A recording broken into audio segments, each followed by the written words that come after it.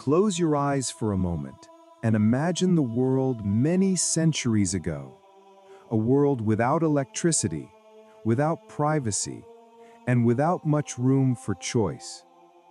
Tonight, we slip into the muddy, candlelit lanes of a medieval village, where life is hard, gossip spreads faster than fire in thatched roofs, and weddings are not private romances, but public spectacles.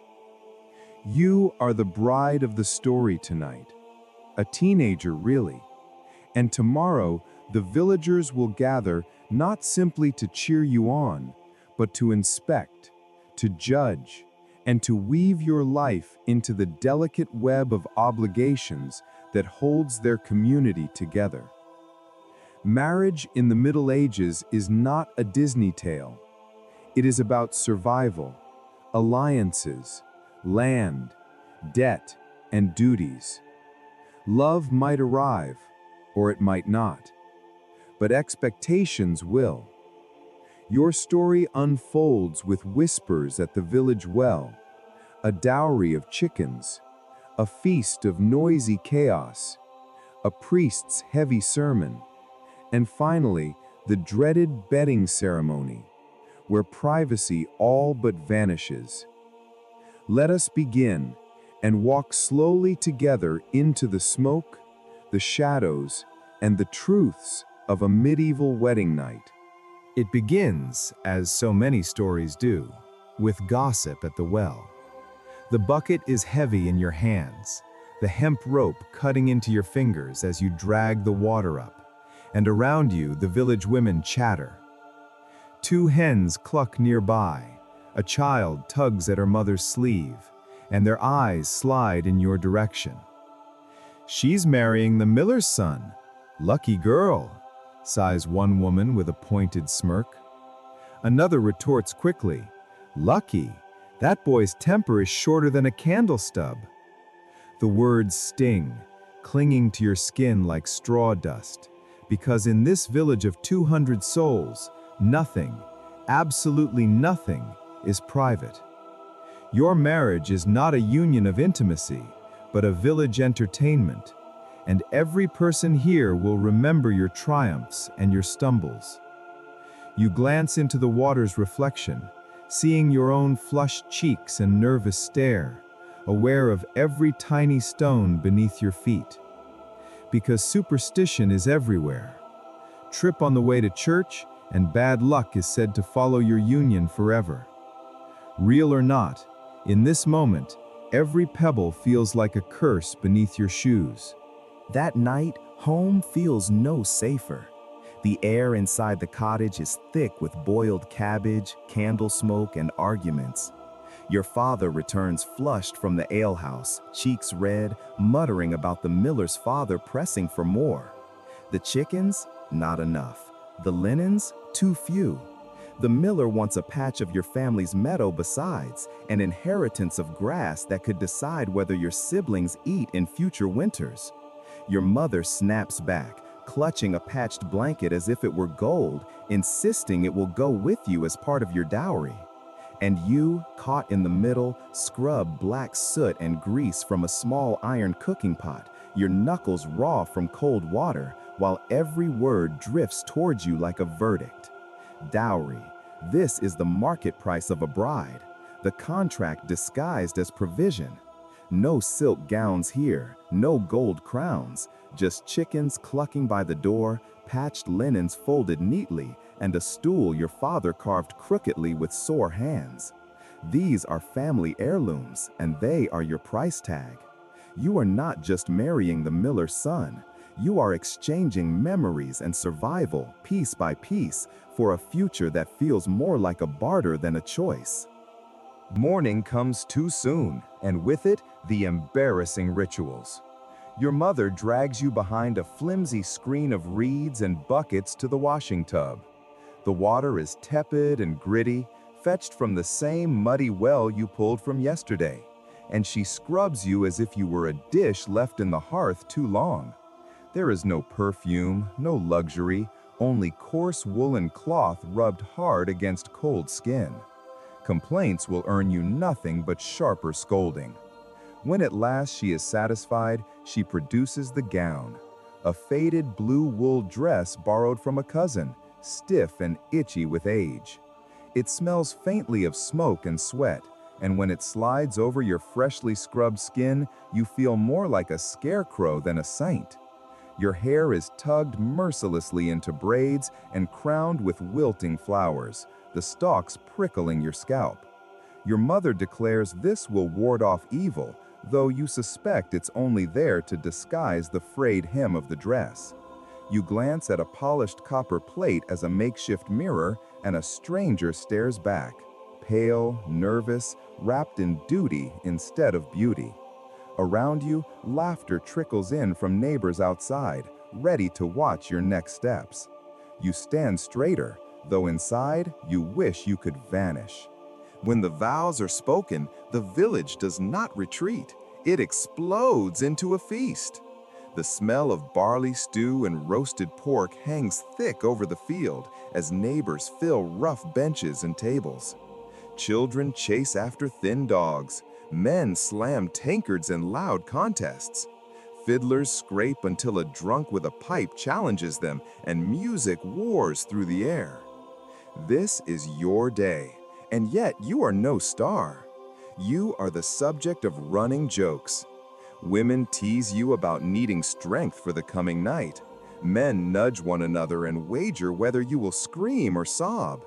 Your father growls at the miller across the table, still bickering over chickens and meadowland. You chew stale bread and tasteless pork out of duty, clenching a cup of watered ale to steady your nerves. The feast is meant to unite, to bond the village, to prove the new union will hold. But to you, it feels like a carnival staged for everyone else's amusement. You are expected to blush, to smile obediently, to perform happiness, while secretly every laugh cuts deeper. The vows at church. Inside the cold stone church, the air is no lighter. The priest counts each vow like tally marks upon your soul. Obedience, he chants. Submission, duty, fidelity.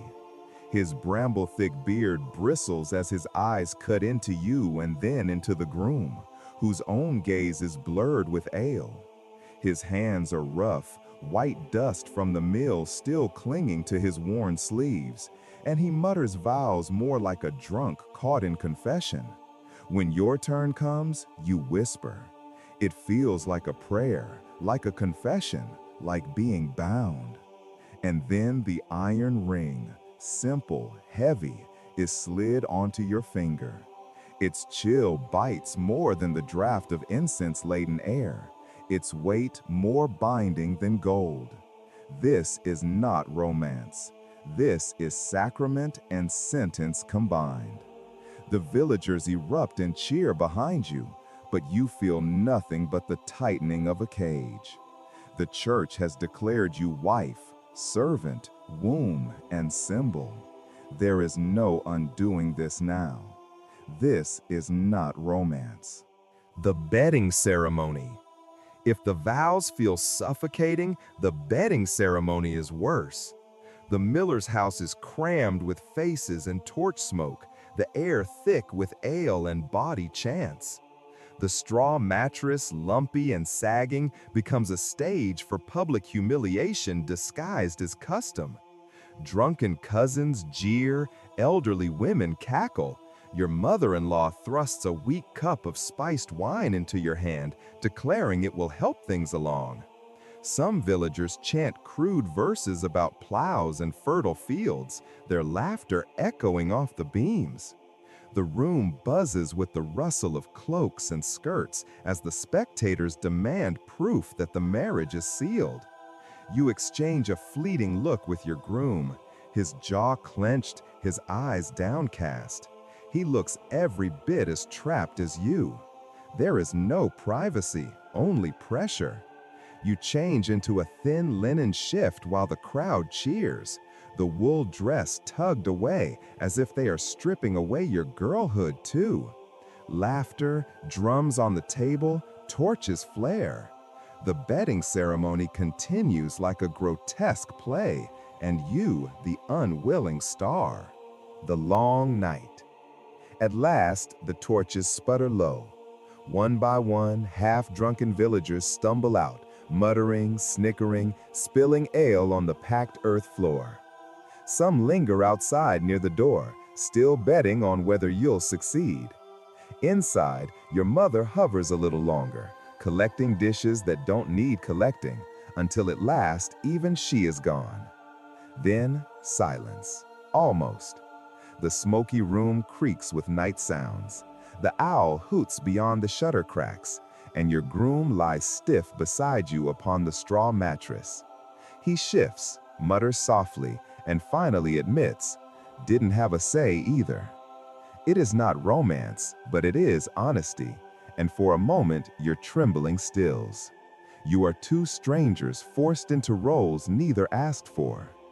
Around you hang the talismans of tradition, a red ribbon under your dress, herbs tucked beneath the mattress, a cross nailed over the bed, all meant to ensure fertility, loyalty, obedience. To the village, this is sacred and binding. To you, it is binding and terrifying. But within the silence of the smoky chamber, under a ceiling blackened by decades of hearth smoke, you find one sliver of truth. You are not alone in the dread. And somehow, that makes the dark a bit easier to bear. And so your night stretches into a lifetime. To outsiders, it will seem a celebration. Feast, vows, songs, children to come. To you, when you lie awake on that straw bed, it becomes clear that marriage in these centuries is less about love and more about duty, less about private vows than public proof. Medieval women dreaded their wedding nights, not because of fairy tale nerves, but because those nights were spectacles, bound by gossip, superstition, and the heavy shadow of the church. As you drift into sleep, carry this truth. For every custom, for every strange ritual, there were ordinary people, nervous and uncertain, just like you. People who carried burdens, found humor in whispers, and prayed for kindness in the midst of duty. Tonight, let their echoes cradle your dreams, and may your bed, unlike theirs, be quiet, private, and warm.